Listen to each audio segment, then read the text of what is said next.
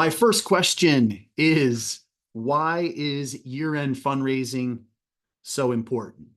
Yes, it is an opportunity to raise a decent amount of money in quarter four, and especially in the month of December. But I would also add that it is an incredible opportunity for you to gain momentum for the beginning of the following year. People are looking to connect, people are looking to give at the end of the year, and they're trying to figure out where. And that's where you come in, and that's where your messaging and your opportunity to connect comes in. So check this out right here. Typically, now this isn't the case for every organization, but it just gives you an idea of how this plays out for a lot of different groups and across the country. Typically, about 1/3 of all charitable giving is raised in October, November, and December at the end of each year. And between 5 and 12% of that, it's possible to see that amount of money raised just in the last 3 days of the calendar year. So I want you to think about what that means for your organization. Think about the actual number. What is 1/3 of your budget, and what is 5 to 12% of your budget? So you've got an incredible opportunity in front of you. So I say all that to say this: it's not too late, and that's what we're going to be talking about today. Another study that I just looked at the other day said that 74% of adults in this country plan to make a charitable contribution this holiday season. And again, I want to say that they don't have it all figured out yet. They're looking for the right opportunity, and they're looking to see how God is going to lead them for believers, especially, right? And I believe that's where you come in a great way. A few things though. That giving doesn't just happen automatically. It doesn't mean that the calendar hits October or November or December, and all of a sudden it just triggers people to start giving online or writing checks. So don't assume that people will just give. And so also don't wait until the last minute to ask. What you need to understand here is that typically people respond in the last 3 months of the year or in the last 3 days of the year to the messages that they've already heard or that they're hearing in quarter four. So it doesn't mean that we can wait. We've got to get going, and that's what we're going to talk about again a little bit more today. Also, work the balance. Don't over ask. Don't go presidential campaign on anybody with communications, right? That's a little bit too much. And then also, don't beg or make guilt-inducing asks. That's not effective. We don't recommend it. In fact, we recommend going completely the opposite direction, and that's keeping everything vision-oriented with exciting opportunities for people to give, giving people the opportunity to just see what the needs are, things that are going to expand and move your organization and your ministry forward. Giving opportunities that are going to reach more people, advance the gospel, bring people closer to Jesus's side. You want to go that direction with your giving opportunities because people are going to be excited about that. So how do we do all this? Well, here's what we recommend at Venture 19. We recommend that you create a 4 to 5 week 6-step campaign that is unique, specific, and tangible. And it begins about now or next week, actually, and we're going to lay this all out for you. And it goes through December 31st. And step one, as I just mentioned, is it's not too late. So recognizing that, and you've got to start now. And let me add one other piece of evidence for why it's okay to begin now and why we can see great results. This is from DonorBox, and you can just see a steady incline in giving from about November 15th all the way through December 31st. And that's because, again, people are looking to make gifts and people are making gifts. You can see a couple spikes in here, right? Giving Tuesday, which is coming up on December 3rd. We're going to talk a little bit about that. And then, of course, the other spike is those last few days of the year. So it's not too late. you can get this done, and we're going to help you figure that out today. So connected with step one is understanding where you are in your systems and making sure that you are ready to receive year-end gifts. Ask yourself the question, what does it feel like to give a financial gift to your organization? Take a look at your giving webpage. Is it clean? Is it clear? Is it easy to navigate? Is it free from distraction? How about your donation form when somebody decides, okay, I'm going to give, and they click on that give button and they're brought over to your donation form? Is it clean? Is it clear? Is it easy to navigate? Is it free from distraction? I really want to encourage you to give a gift to your own organization after the call today and experience your own process and then make any necessary changes. There are a number of examples out there of giving web pages and donation forms that I could show you. I just decided to show you what we have set up with Venture 19. On the left, this is not a cropped screenshot of our giving web page. This is the whole thing. So it's very stripped down. We believe that when somebody comes here, they're ready to give. And so we've got our two main opportunities there on the bottom left. You can give now, or you can commit to being a monthly giver to Venture 19. And then once you click on one of those buttons, give now or give monthly, this is a picture of our donation form on the right. So you can see we carry over that language, we carry over the image, and we've got a donation form that is clean and easy to follow. And we try to make sure that you don't have to check the boxes where you need to identify a picture of all the bridges or the bicycles or the park benches or things like that. Also, you can customize. In fact, we recommend that you customize your giving page and your donation form if you can, and connect it all with your year-end giving campaign and your year-end giving goals. So again, when we're done here, I encourage you to invest $10 into your own organization.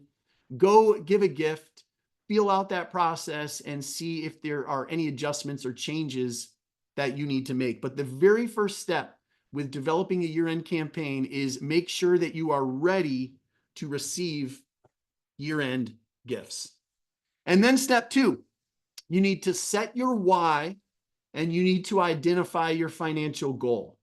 And just a quick note here, your why is not to catch up at the end of the year to balance out your books.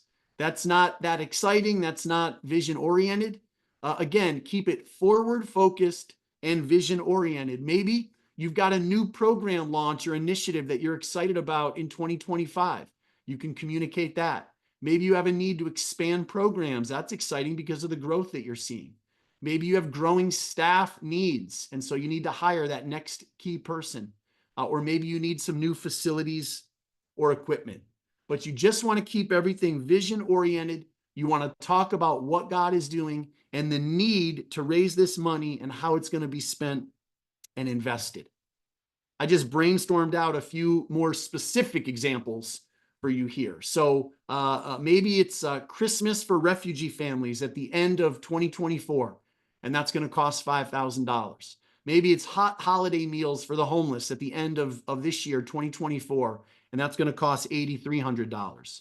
Again, things are going so well. You've got more needs and God is opening more doors. So you're going to expand your services. And my example here is an organization that would just be expanding medical services in 2025, a $37,000 need. And again, maybe you need that next key staff person in place. And the goal is to have them in place by the end of Q1, 2025. And the need there is going to be $55,000. So what is your why? What is your goal? And what are you calling people to participate in to help the organization move forward? The other thing we want to encourage you to do is set internal goals. These won't be necessarily public facing, but these will be, again, internal goals that will help you reach your ultimate goal and will give you direction on who to approach and the different asks to make and it'll help you lay out a little bit of a specific plan. So here are some examples of some internal goals that you can set. How many new donors do we want to generate between now and December 31st? How many new monthly donors between now and the end of the year?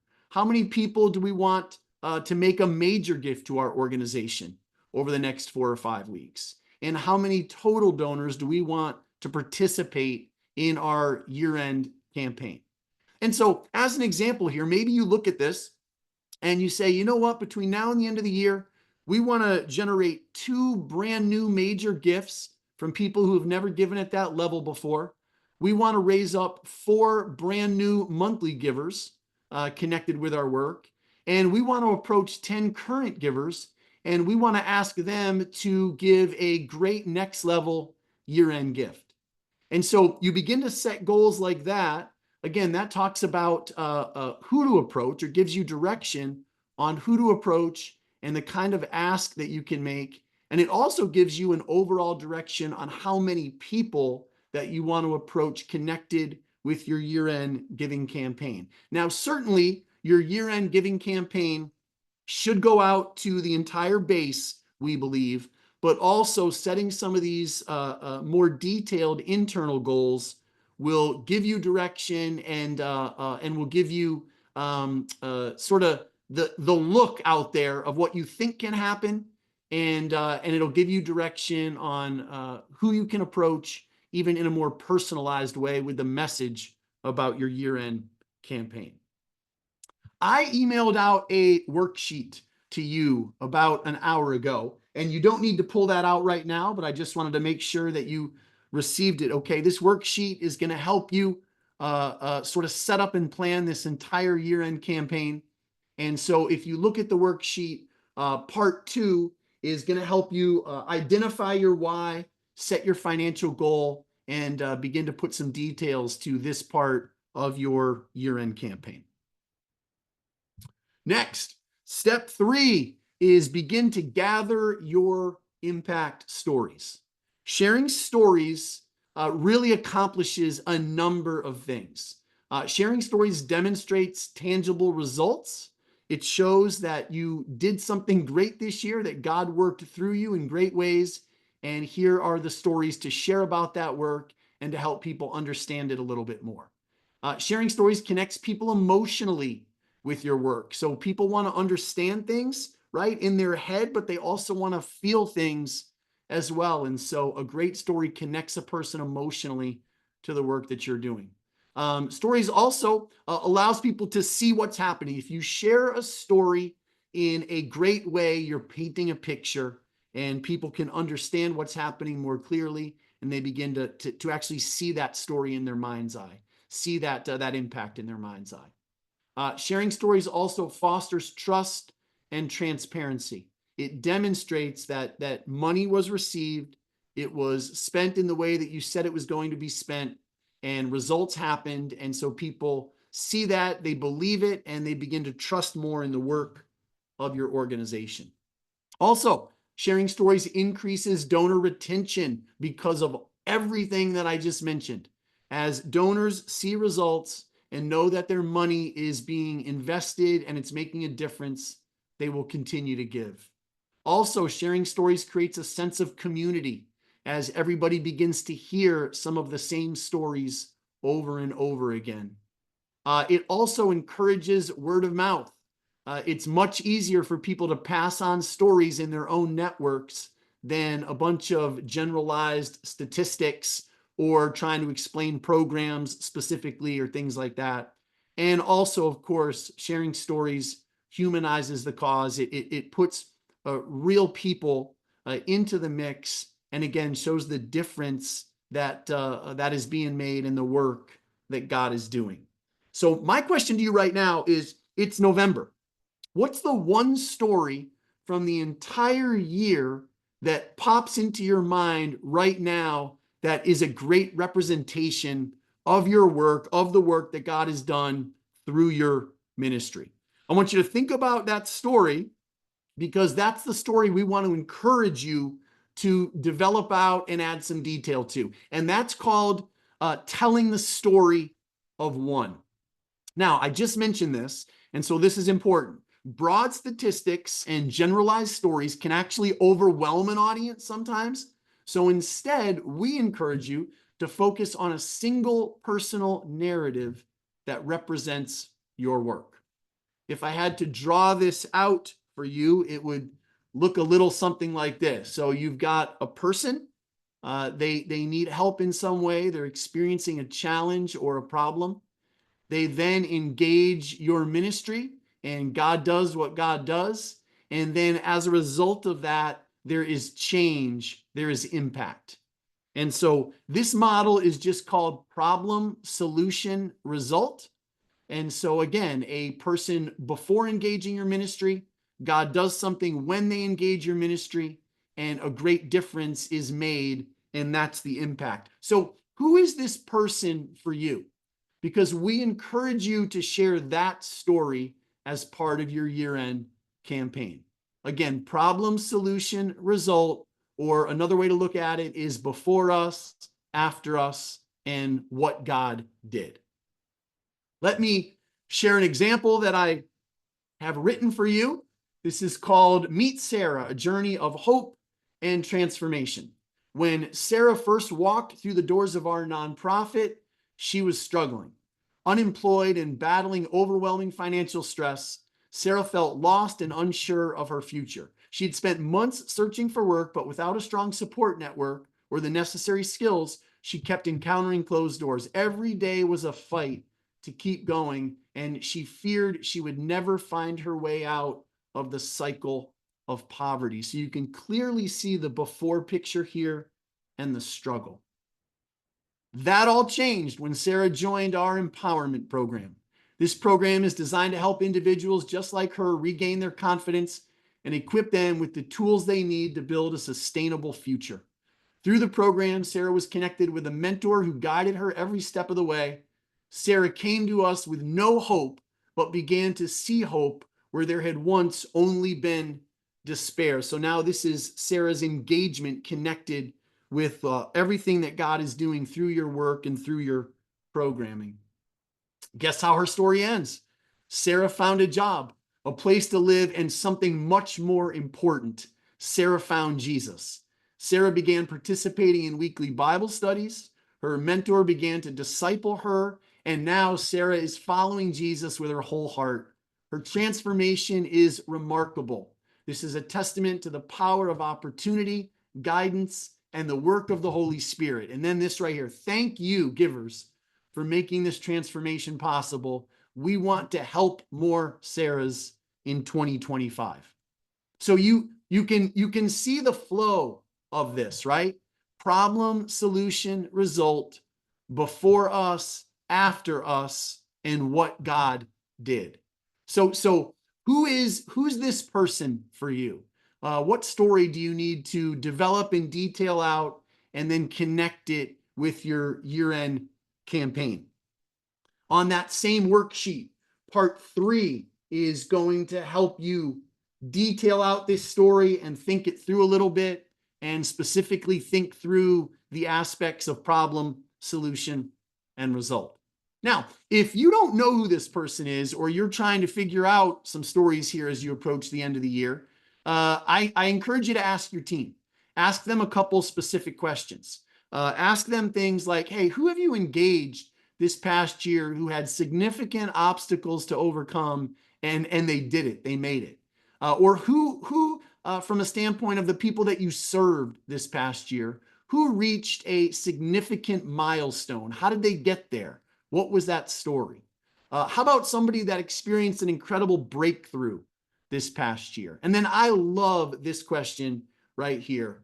Connected with all the people that you served, maybe in your area, your department, your program, that kind of thing. You're asking your team this. What did God do that was awesome but unexpected, and you believe is worth sharing with everybody connected with our ministry? So throw those questions out there if you're having trouble figuring out who your Sarah is, and just begin to have those discussions. The good news is you're going to come up with more than one story, and so you can incorporate those in different aspects of your year-end campaign. but you certainly want to come up with at least that one main story that represents your work this past year and represents your impact. Couple resources for you. In October, we put on an online class, and you can still find it at the venture19.org/resources section of our website. It's called From Story Gathering to Storytelling, Crafting Narratives that Inspire Donors, excuse me. And that will be a great resource for you. And so check that out. It will help you begin to gather stories and lay them out in the way that they need to be laid out. Let me take a break right now for just a minute. And Heather, do we have any questions in the chat box or anything else that we need to give attention to right now? Well, other than the original questions you put down, there's nothing that has come in as an added question, but I'm not sure if anyone has one that wants to speak up yet. Yeah, feel free to unmute yourself right now for just a minute if you've got a question. If not, we'll keep everything moving. Jonathan. Yes. Jonathan, it's Garrett. Yes. Sorry, I don't have my camera set up, but you guys don't want to see me this morning anyway. Hey, thank you for this. I have a question about the story. You have the 6-step process here. Are you recommending that we take the one story and use that one story through the entire process, or would we use multiple single stories through the 6 steps? Yeah, it depends on what you have. I think if you've got a few different powerful stories, I think you can mix those into your different communication pieces. And we're going to talk a little bit about the layout of communication. But yeah, I would recommend, if you have those, to share different stories connected with different pieces of communication and different parts of your messaging. But I still encourage you, and we still encourage you, to share the story of one. And so maybe, Garrett, that one story does stay consistent, or maybe you have a few different people that you'd like to highlight. And again, you can mix that into different parts of your messaging. But you definitely want to be consistent with the sharing of stories between now and the end of the year. Does that make sense? Yes, it does. Can I add one thing there, Jonathan, is Yeah. just, as Jonathan's going to talk about this, but just remember that as you send out your stories, people won't see every email you have. That's right. And so, you can, either way does work. I've seen people do both scenarios where it's one story the whole time. But you have to be aware you can't necessarily build on that story well, because people won't have read all of your stories. But to refer to it as, that one story that you've talked about is great. But just remember that nobody's going to read all of your emails. But they might. I mean, I won't say nobody. The percentage is teeny. Yeah. That they'll read all of those emails. Yeah, no, yeah, I see that in our data. We have an open rate of around 30%, but so obviously not everybody reads every email. But I guess the other question I had is, you mentioned about the general statistics. I mean, I feel really good about the overall cumulative impact that our Care for World program has had. And so I just want to make sure, are you saying just be careful how you present it? Don't throw them gobs and gobs of data, or, just maybe the high level? Yeah, I think you've got to walk the balance with that. Some data and statistics are going to show broad impact, and you can share some of that stuff, but you don't want to share it in the absence of sharing stories. So you can walk that fine line a little bit. The problem happens when all we do is share a bunch of numbers and broad generalized stats. People, I think, have a tough time connecting with that. You could do something where you put stats and different things out there and say, here's the broader impact that's happened, but let me paint a picture of what these numbers and statistics really mean. Let me share the story of Sarah with you, or somebody else. So you can walk that fine line, but you definitely need stories in the mix. Good. Anybody else? And I just added a comment regarding that, just to say, you know, you guys can get excited about the programs you have, but what people get motivated to give toward is that life transformation. And so use that one story of a person whose life was transformed through the programs you have, as Jonathan gave that story of Sarah, highlight the program, but it's the people and the life change that really will grab people. Even though the program is the best thing to cause that, you know, you can highlight it, but it's not typically the thing that really moves people to want to partner with you. Yeah, and Yeah, no, yeah, I see it a little bit to Heather's point, a little bit like a funnel, right? right. So at the top of the funnel, you've got, Heather, like you just said, right? The programs and everything that goes into it to make things happen. But at some point, the result, right, narrows down, and now this is how it affects an individual person or an individual family. And the other thing I would say is the story of one, you want to have that nailed down, especially for your one-on-one in-person meetings with people between now and the end of the year. You can share that story with everybody you sit down with and make sure that they understand, again, that example of all the work that God's doing and the impact that's happening. And we're going to get into that, the one-on-ones in just a little bit. All right, let's move on. We are at step 4, which is map out a touch point plan. And so this is where you begin to put logistics to all this. And so this is just an example for you, but these are real dates. So these could be the actual dates that that work for you. And this is just to begin to sort of springboard you into thinking, what would the right communication be to your people between now and the end of the year? And so here's again the example that I've laid out. November 26th, a happy Thanksgiving message, but also some launch details. We are launching a campaign, a 5-week campaign. It starts today. This is our why. This is our financial goal. And you can also talk in there that the very first opportunity for you to give connected with this mini campaign is through Giving Tuesday that is coming up on December 3rd. And then December 2nd, another touch point. Tomorrow is Giving Tuesday. Reiterating your why, the financial goal. A story could fit in well there, and encouraging people to give on Giving Tuesday. December 5th, what were the results of Giving Tuesday? And then also an update to your people on the overall goal and the overall money that you're trying to raise between now and the end of the year. And of course, keeping the why in front of people. December 10th, just 3 weeks left.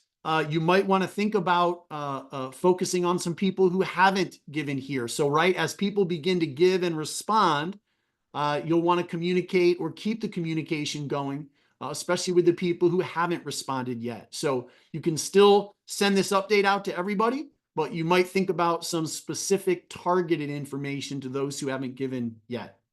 December 19th, it's almost Christmas. Update on everything that's happening. December 23rd, Merry Christmas. And another update. December 30th, 48 hours left connected with our campaign. And again, of course, another update. December 31st, today is the day, the last opportunity to give, and making sure that people know how they can respond on that last day of the year. Now, your question right now is, Jonathan, what do these touch points all look like? Well, different things work for different groups. You know your base better than we do, but what we would say is mix in a number of different forms of communication. So email is certainly going to be a part of it. Maybe you want to mix in one direct mail piece between now and the end of the year if you do direct mail. We certainly recommend mixing in some video messages. You want to have this stuff connected with your social media platforms. Maybe you should be using text messaging, which has a 95% open rate, right? So we encourage you to do that. Connected with these different touch points, you want to mix in stories and images. What do you want this campaign to look like and feel like? Maybe connected with your one main story or your few different stories, you've got a great image or a picture that is going to represent all the work that's happened this past year, and you want that to be a consistent part of all of your different touch points. So I say that to say we recommend multi-layer communication. So you can't just send out one piece of of messaging or communication and expect that everybody's going to get it, read it, and respond to it. So think through, what do these different dates need to look like for you? What are those dates? What are the touch points? What's the messaging, and how are we best going to put that out there? Heather, remind me, let's talk a little bit about at the end how much communication is too much, because people are probably wondering that right about now. Most common question, yes. All right, all right. Okay, and then steps 5 and 6, they really go together, but you want to share the results of everything. So this will be in early 2025 that you'll share the results of this, and you want to follow everything up. And we recommend that you follow things up in a few different ways. Of course, you need to provide receipts for the giving that's happened. Do not just provide a receipt that just has the transactional language on it, right? The IRS required language. Don't be stuffy like that. Be warm, be sincere in your receipts. Reaffirm the decision that somebody made to give. Tell them why you believe they made a great decision. Express appreciation for that. Of course, you need the official gift info in there, the IRS language, so be sure to include that. And then just reiterate that you're grateful and that we're accomplishing something together. Mix in thank yous, and these are different than receipts, but there can be some elements that cross over into your thank yous from receipts as well. But you can do these in a number of different ways: calls, text messages, video messages. Make it timely. Again, warm and sincere. Get creative with these and reiterate that you're excited about the work that's happening together and you're grateful for the partnership. We also recommend that when somebody gives, especially for the first time, that this launches for your organization just what we would call a welcome series. These are automated emails that go out after people give, and they're sort of programmed in at different times as part of the follow-up. We're going to talk a little bit about that. We actually have an entire session coming up on this in early 2025 that you'll want to be a part of. But these are automated emails. You want to continue to share stories and, again, affirm the decision that people made to give and partner. And the thing that I would encourage you to do here is think about, if you gave a gift to an organization for the very first time, think about how would you like to be welcomed and connected more deeply with that work, or invited to connect more deeply with that work. What would you appreciate? What would feel good to you? And then begin to put that in motion. So you excuse me. So you want to share results and follow everything up. A couple resources for you. Heather did a great class online back in October called Prepping for This Year's Giving Tuesday. We've mentioned Giving Tuesday a few different times. We encourage you to take advantage of Giving Tuesday. And so we really recommend this session that Heather taught. It'll give you a lot of great practical steps for that. And it's not too late to be effective on Giving Tuesday. And then the session that I just mentioned, which is coming up in early February, it's a lunch and learn. It's called Creating and Mastering Email Drip Campaigns. We're going to talk all about what a welcome series looks like and the different aspects or pieces of communication that should be connected with a welcome campaign. And so you should get registered for that. All right, let me pause before we move on. Heather, questions? Should we talk about how much communication is too much? What's happening in the chat box there? Chat box is quiet, but this is definitely a question that I've heard come up in every conversation we've had. So I think you should go for it with that. Yeah. So how much is too much? Again, I will say this: you know your people better than we know your people. Okay. So you may have a feel for what is too much or what is the right amount. So you do need to understand that. But we say this: you can get away with a lot more communication between now and the end of the year.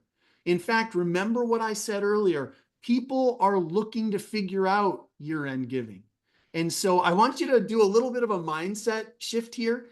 Instead of thinking, oh man, I'm sending out so much to our people these days, I want you to think more about our people are desiring this information at the end of the year. They want to know what's happened this past year with a ministry that they care about.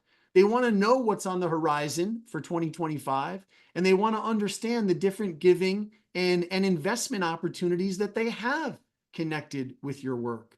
So you're helping people make giving decisions by communicating with them on a regular basis between now and the end of the year. Again, don't go presidential campaign on people, but the touch point plan that I just laid out, that's about once a week or once every 8 or 9 days or so. And let me just say that is completely fine and acceptable. And it's good to keep all of that information in front of your people on a regular basis between now and the end of the year.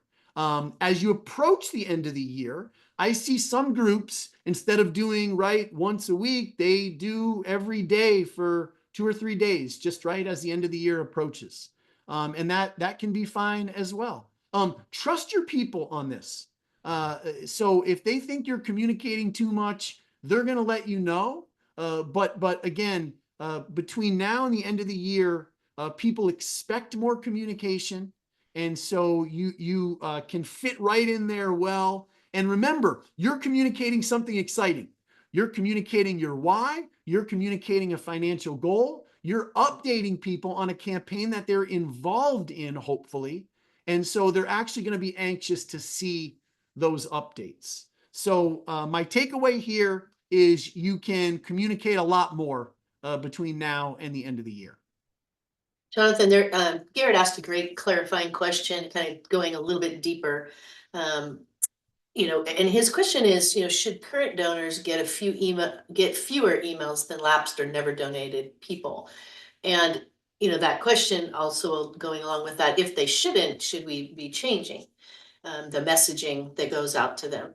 So, one thing just to throw out there for Garrett, this idea of, how much and to who. We love the question you're asking around segmenting, do we need to segment our communication?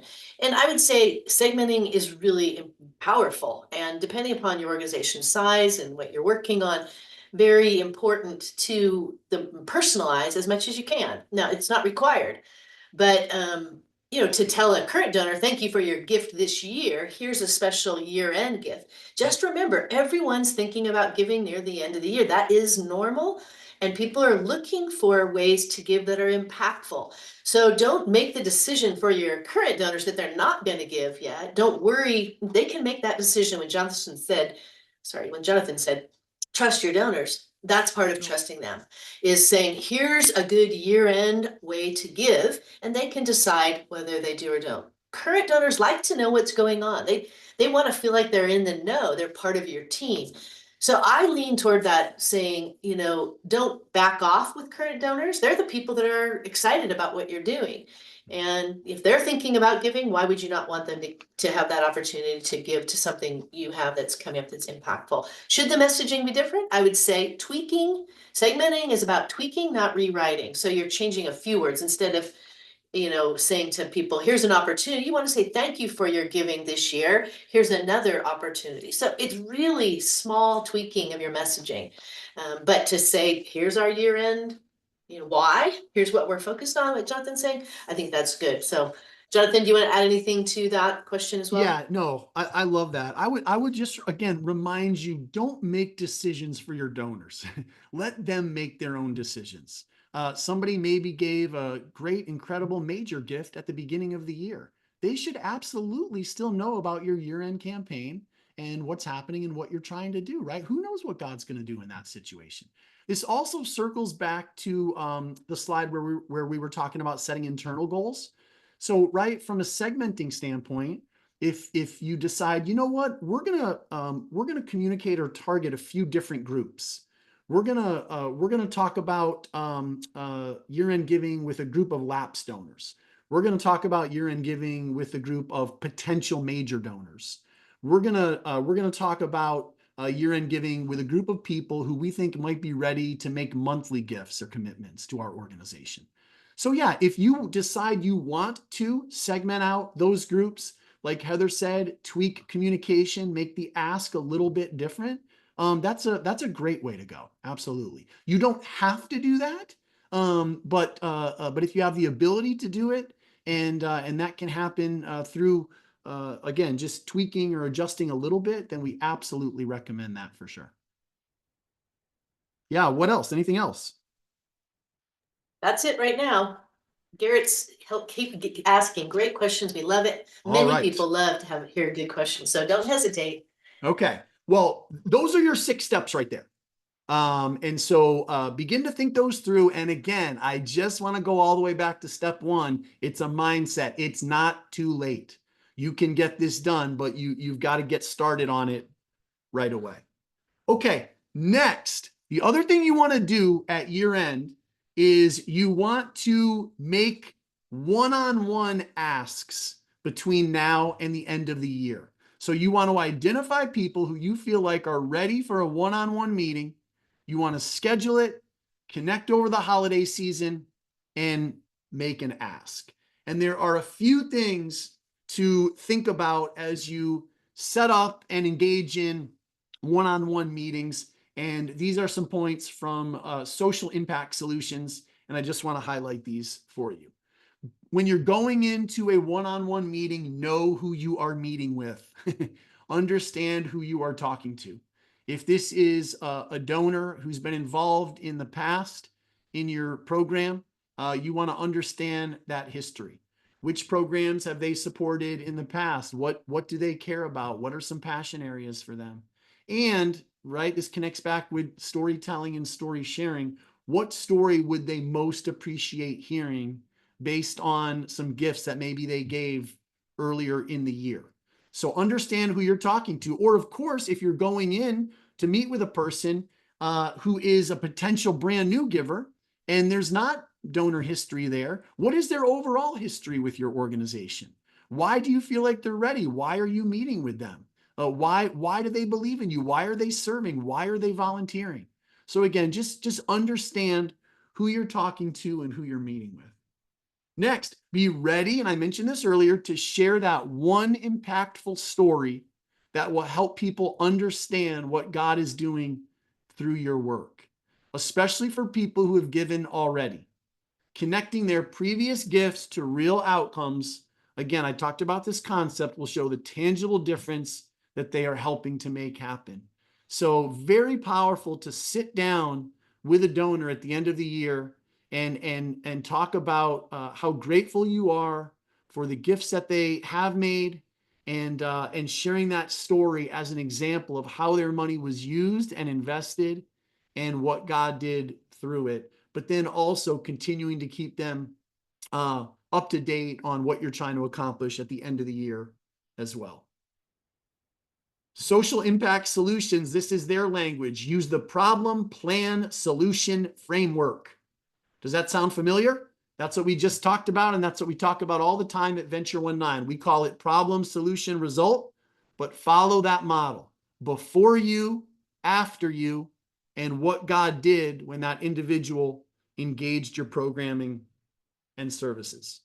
You also want to listen. And of course, if they've given in the past, just be grateful and thankful for their commitment. During this one-on-one meeting, everybody, what are they saying to you that you need to hear? Right? A lot of times we go into a one-on-one meeting and instead of listening, we just do all the talking. And here's what that looks like. Here's how you can test yourself when you're in that one-on-one meeting over lunch. If you look down and you have taken no bites of your meal, and the person that you are meeting with is just about done, okay, then that means you did all the talking. You don't just want to go into that meeting and just sort of gush through everything on your mental list and, okay, now I need to move to my point B, and now I need to move to an ask and all that kind of stuff. How is this individual doing? Why do they continue to be excited about your work? Do they have any concerns about the work? Is there something they see that maybe you guys should be doing a little bit differently or a little bit more effectively? How are they doing personally? Listen, I want to let you know, when you sit down with somebody one-on-one, don't make it all about business and fundraising.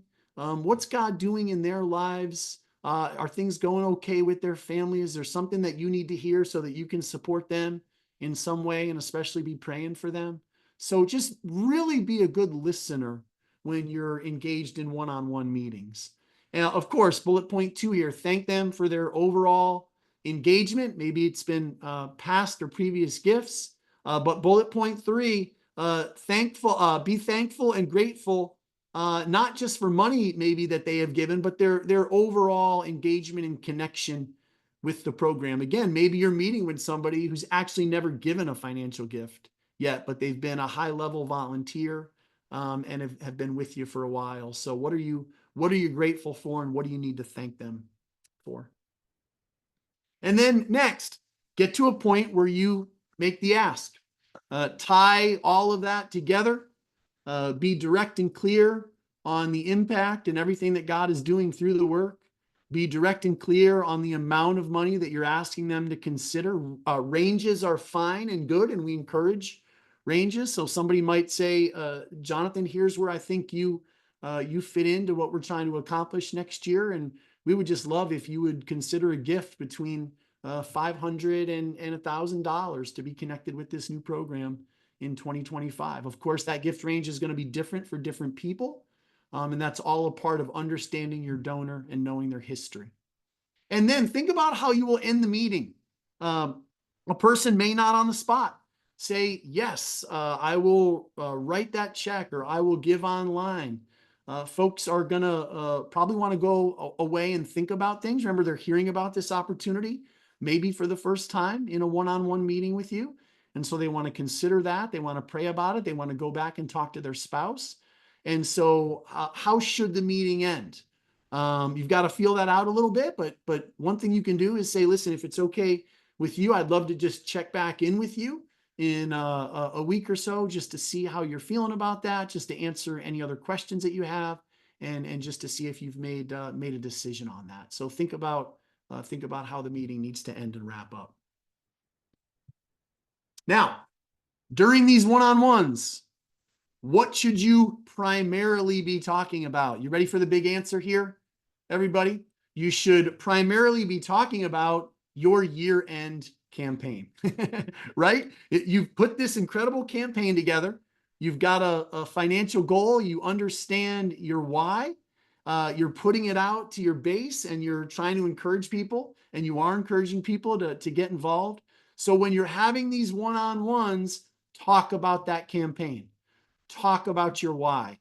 Talk about the financial goal, and call people to be a part of this overall program and project that you're putting out there, connected with your entire base and what you're trying to accomplish moving forward. So one clear message at the end of the year. So through all your different touch points, and also through your one-on-ones.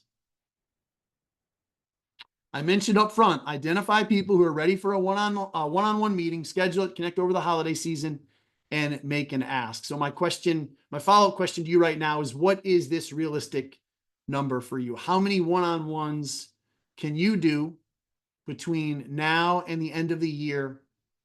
And my recommendation to you would be, set a goal of doing at least one per week between now and the end of the year, which puts you in the range of meeting with 5 or 6 different people personally. And what do you talk about? You talk about the year-end campaign, the why, the goal, what God is calling you to accomplish in 2025, and then inviting them to be a part of it. Couple other things here. You will not finish strong and raise funds if you do not have the following. You need to believe that you and your ministry are doing incredible kingdom work. At Venture 19, we call your work light of the world work. That's what Jesus said. We are the light of the world. And so, do you believe that you've got great things going on, and that you want to give people an exciting opportunity to connect with your work that is making a difference? This is more shouting it from the mountaintop and being excited about it, as opposed to being embarrassed about asking for money. If you are embarrassed about asking for money, you will not raise any. So the very first thing you need to have in place is this great belief that you're doing incredible work, that God is doing incredible work through your organization, and you are inviting people to be a part of that. Next, a few other things you need to have in place. And we really talked about these, so I'll just hit them very quickly. You need to have a clear difference-making cause that is understandable by people. So again, what is your light of the world work, and what problem are you addressing? That circles back to problem, solution, and result. You need a clear difference-making plan. How will your plan work to solve the problem? Okay, people want to understand that. You need a listening ear and an understanding heart. We just talked about that. You should have this all the time, but especially during one-on-ones. And you need a clear picture of how the giver is going to be fulfilled through his or her giving. Remember, the folks that you're talking to, they want to see something get done. They want to see kingdom impact happen. They're not just sitting on a bunch of extra money trying to figure out what to do with it. So how is the money going to be used, and how will the giver feel fulfilled by partnering with you in this way? Jesus said it's better to give than to receive, right? So what does that look like connected with your organization? A few reminders here. Mentioning that your organization needs money is not an ask. Talking about why you need funds is not an ask. And explaining your nonprofit's financial status is not an ask. You want to put the why out there and the goal, and you want to put a very specific ask out there through your touch point plan, through your campaign. And you also want to put a very specific ask out there during your one-on-ones. All right, everybody, here's the quick summary. So step one, realize it's not too late. Start now and be ready to receive gifts. Remember, this is checking your systems. What's your giving page look like? Is your donation form set up correctly? What does it feel like to give a gift to your organization? Is it easy to make all that happen for a person? Step two, set your why and your goal. Why are you raising money? And what is the financial goal? Step three, gather impact stories, including the story of one, and begin to figure out how to incorporate that story or those stories into your touch point plan. Step four, map out that touch point plan, and we gave you an example of that. Step five, share the results. Step six, follow it up. That stuff happens in early 2025. And set the goal of having at least one-on-one meeting or connection or lunch or coffee, one per week, and making an ask between now and the end of the year. So at least one of those per week between now and December 31st. And the other thing I want to connect here to your campaign is just encouragement for you to connect praying and fasting with your year-end fundraising efforts. And I don't know what this needs to look like for you. Maybe you're going to raise up a prayer team that's going to actually get together and pray on a regular basis for everything that you're trying to accomplish fundraising wise between now and the end of the year. Maybe it's just an email prayer team that you'll send out requests to at the beginning of each week and have them pray. But we just encourage you to really seek God during this time. Believe that God's going to do something special, and ask God to do something special between now and the end of the year. So what does that need to look like for you as well? And then again, just a reminder that I emailed over that worksheet that will walk you through a number of things that we've talked about today. There are different Bible verses on that worksheet after each section. We put those there just for something to reflect on and believe God for. And so we encourage you to work through that those steps in that sheet as well. And the other thing I want to say is you are not in this alone.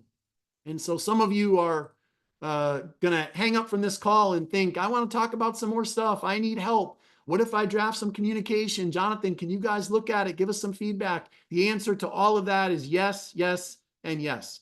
So reach out, let us know how we can continue to journey with you, especially between now and the end of the year. And we are happy to help you implement a mini campaign like this and get it going. All right. Well, let's open it up.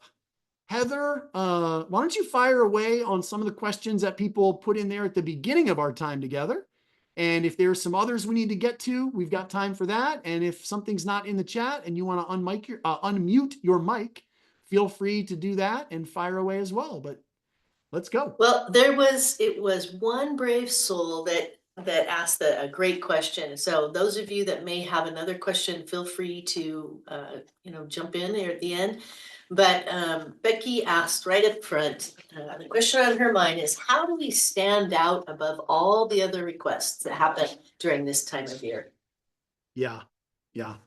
Well, one of the ways that I believe you stand out is through what we talked about earlier, and that is being genuinely excited about your work, what God is calling this thing to be, and keeping everything vision oriented. You guys have all received year-end communications where you've read them and you've thought, oh, man, this doesn't sound that great. It actually sounds like they're a little stressed about money. Right. And so the thought then is like, oh, you want me to help give you a gift so that your books can be balanced at the end of the year or different things like that or whatever. So you want to steer clear of communication like that. You want to be excited. You want to be excited about asking people to be a part of it. So again, painting that picture. And the other thing that's going to help you stand out is your story of one and your other impact stories, because people are going to remember those. And so those are a couple quick things I would say, but your concern is legitimate. People are getting tons of information now, and they're going to begin to get even more between now and December 31st. Do you know what's going to be a main key to people engaging your stuff? You ready for this, everybody? You've got to have good creative subject lines with your emails. The very first thing you've got to do is you've got to get people to open your emails. And so what does that need to look like? Think about emails that you receive, and the subject line is something that you're thinking, man, I don't have time for this, but that sounds interesting, or I need to find this out. So when we talk about, again, communication and overall messaging, what does that need to look like? And then also I would go back to what I said about multi-layer communication. Maybe someone's not going to open any of your emails, but they're going to see it as a social media post, or they're going to see a quick video that you're sending out, or they're going to get a direct mail piece in the mail, in December. So the other thing I would say is a good question to ask yourself is, why does something stand out to you? When you, as an example, I go to the mailbox just like you do. I come back with my pile and there's a whole bunch of stuff. No. Oh, this looks interesting. Why does that look interesting to me? What is that? So think about what makes something interesting for you and makes you want to engage it further. So I would say those few things. Jonathan, I love that idea of subject lines, thinking about what causes you to open an email as well, what catches your attention. And I would want to encourage you also that year end isn't typically an acquisition time. Now, as you go wide, you might get new people, but what you're really doing is making an opportunity for people who know you, who've given to you before, and that they are going to give to you. So do remember that is that the people you're sending a lot of this to are the people that that have some knowledge of who you are. And so having something that's attractive that would attract you, but it's saying these people already care about you. They just want to know what you're doing is going to make an impact. How has it made an impact? That story. And so if you can get their attention to open an email or open a direct mail in that first moment, and they go, oh yeah, I really want to hear from Becky. I know what she's doing is really great. Then they will open it. So encourage you, people care about what you're doing. That's why you're communicating with them. So you don't have to really worry about all the noise. These are people already that care about you for the most part. Some folks had to run, which of course was fine. We've gone over a little bit, but thanks for hanging in there with us. And let me just pray for us, and then we'll let you guys go. So, Lord, thank you so much for just these few minutes today. And God, I just pray that you'll lead us and guide us in our end of the year fundraising efforts. Um, God, show us what you want us to communicate. Lord, clarify our why, and just put that on our heart. What should we really be putting in front of people over the next few weeks? God, I also believe that there are people who are ready for one-on-one meetings, and I just pray that you would just make clear to us who those folks are. If we're only going to do 5 or 6, that's certainly not a huge group. But Lord, I just pray that you would show us who those right 5 or 6 are. And I pray that as people hear the message and the opportunity, that they would be open to it, and that it would be received with a generous spirit. And God, I and we on this call just believe that you're going to do great things between now and the end of the year from a fundraising standpoint. And so we just want to say thank you in advance for that. And thank you for these few minutes together. In Jesus' name, amen.